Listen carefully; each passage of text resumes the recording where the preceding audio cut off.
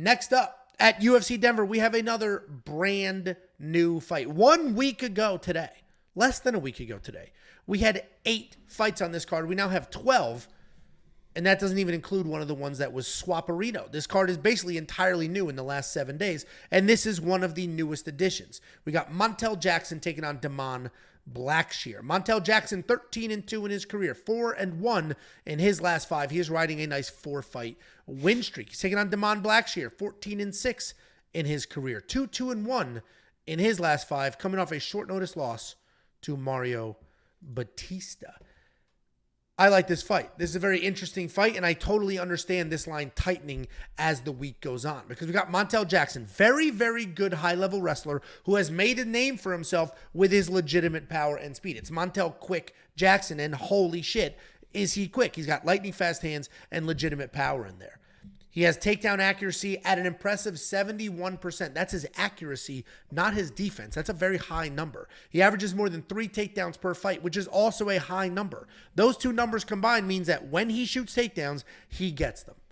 Oftentimes, people are going to focus on the power and not his wrestling credentials. He is a high-level wrestler. He had Olympic hopes. He was training at the Olympic facility for quite some time. I don't know if he was anywhere near actually making the team, but he was at least trying to head down that path, which means he took it pretty seriously. He's coming off that knockout win over Ronnie Yaya. He's taking on Damon Blackshear. Damon Blackshear is an athletic striker with impressive speed and power. He can grapple. He has takedowns in basically every single one of his UFC fights except one, including his fight against Mario Batista that he took on less than 1 week notice.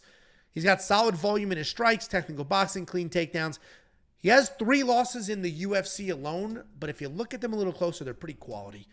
This is short notice, but Montel at least has been in and out of camps. He was supposed to fight at UFC Saudi Arabia a few weeks ago. He had a couple of scheduled bouts that fell through, and this is a sneaky good matchup. Both of these guys have very good wrestling. Both of them have decent striking. Montel's going to be the better actual wrestler, but Damon might actually be the one who wrestles more inside the octagon. Montel has more power. Damon's going to be more technical. Damon is a great underdog. I am going Montel, though. I think he will be too fast. I think the wrestling will be too good. And I think that extra little oomph of having a fight camp recently, that extra little bit of cardio is going to help him out just a piece. If he does chase power, though, and he fades, he's going to lose the last round of this fight. But Montel Jackson is going to be the pick. What do you think, Jakey Bombalotes? Yeah, this is another one. I warned you guys in the last fight that this isn't going to be a real technical breakdown. I think both these guys are very skilled guys, and they can do pretty much everything. I think Montel probably is the more well-rounded fighter. He's probably going to have more success on the feet. He probably is the better pure wrestler. But I think this is going to be a dogfight. I think this is a very close fight, a back-and-forth fight with wild swings inside of the rounds 2, 3, 4 times, maybe a split decision, and it's going to come down to that third round and who can get that last takedown. And in my mind, and this is no disrespect to Montel, it has more really to do with the level of competition. You touched on that. The people that Damon is fighting and losing to and also beating, I think, are much better in relation to the people that Montel is fighting. And he's been in some dogfights, and I know how Damon is going to respond in a dogfight. And I know maybe he didn't have the full camp or whatever, but if you look at this guy's Instagram, this guy's working hard 24/7. He is ripped out of his fucking mind. And in a dogfight in the third round, from what I've seen, no disrespect to Montel, I'm trusting Damon. I think that he can get that done to get those takedowns that he needs. And on the ground, I think he's the better grappler, better wrestler. The only thing that does worry me, I don't think the power of Montel worries me as much. What worries me is the wrestling. If Damon turns into a jiu-jitsu guy versus a wrestler in Montel, that's going to be issues. He's going to lose minutes and lose rounds because of that. But I think Damon is able to offensive wrestle, even if he can't early, eventually wear down Montel and do enough what he needs to do to get a decision. But this is probably razor thin. I mean, I already had a Lock of the Week video dropped or whatever. I very highly considered Damon, but I thought even win or loss, it was going to be razor thin. I don't think there's I don't think either one of these guys is going to dominate the fight. I think it's razor thin either way where, my Lock of the Week, he could fucking dominate. So I'm going Damon here, and I do have money on him. What's funny about you mentioning it's razor thin, I went down a little bit of a hole the other day with the Bet Online prop bets. And one of the prop bets they have on every single fight is, will this go to a split decision, yes or no? It's not what will be the outcome. It's literally the prop bet is, bet that, will this... on the live stream a few times. the no is minus 600 in basically every single one of these fights. So it's like, honestly, grab the yes on all the women fights and call it a day. What happened? I mean, in Discord, this was a very well-known thing a couple weeks or 3, I guess it was 3 weeks ago when they had like 3 or 4 split decisions. Before that card in Discord, I told everyone as a meme, as like a meta play, bet every fight by split. And I think 3 of them hit. And like you said, the odds are crazy. It's minus 600. Not a bad idea. Not a bad idea. And a lot of those sports books will cap you, so it'll be minus 600, but they'll cap you at $600, meaning you can only win 100. I don't know. I didn't try it. I'm not laying out $600 on no. But I was like, you know what? Let's put it this way.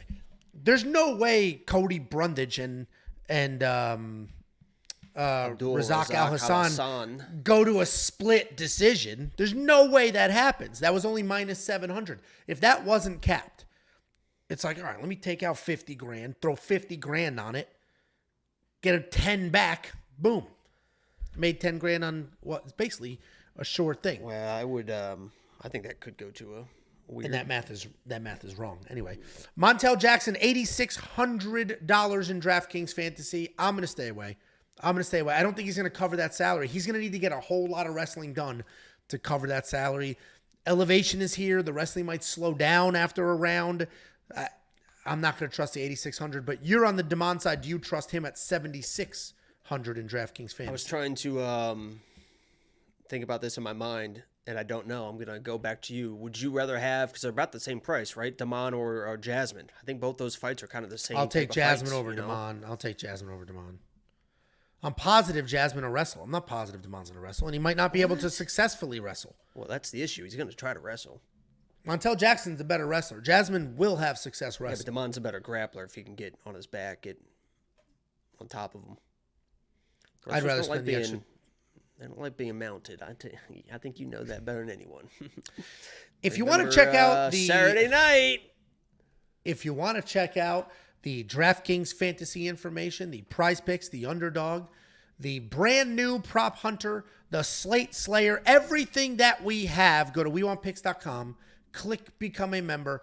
At the top, it is only $10 for an entire month, not $10 an event, $10 a month. WeWantPicks.com, click become a member at the top. $14.99 from Harpreet. Jacob going Damon and Jean Silva in a parlay. Is that a question or a statement? I do have a wild parlay. It's not a premium play, and that was your 10th super chat. We appreciate that. $14.99 Harpreet. It says it was his 10th? I have on YouTube. Oh, I don't see it on this side. Thank you, Harpreet. On individually, I have bets on both Damon and on John, but my parlay, and it is $200 to win $900 and something, is John Silva and Tracy Cortez. There you go. Thank you, Harpreet. $1.99 from Don Carty, Blackshear, Silva, Bonfim, Klein. Blackshear, Silva, we just talked about. Bonfim we'll get to. Klein, I'm not. How could you parlay Klein? Come on, Don. Thanks for the $2 super chat. Don't place a bet with Klein in it like that. Not a parlay. We appreciate you. Oop. Very long.